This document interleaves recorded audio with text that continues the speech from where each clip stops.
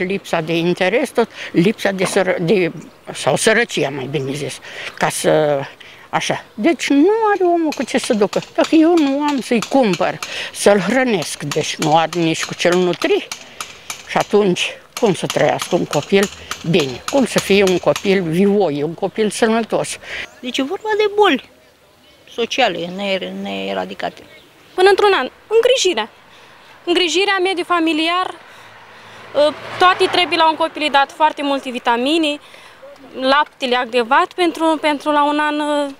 Dacă mama nu are lapte matern, trebuie să-i cumperi lapte praf de gaz pentru vârsta lui. Județul Vaslui este în top 10 la nivel de țară în ceea ce privește rata mortalității la copii cu vârsta de sub un an. Față de anul trecut, debutul lui 2011 nu aduce vești mai bune. Numărul bebelușilor decedați este mai mare cu 45% față de anul trecut. În ianuarie 2011, mortalitatea infantilă, înțelegând prin aceasta numărul deceselor sub un an, este de 11, o creștere cu 6 față de ianuarie 2010. În primele 2 luni ale acestui an, în județul Vaslui s-au înregistrat 8 decese în rândul copiilor 0-1 an, ceea ce reprezintă un procent de 12 decese la 1000 de nou-născuți vii. Anul trecut în județul Vaslui au murit 59 de copii cu vârsta până la un an.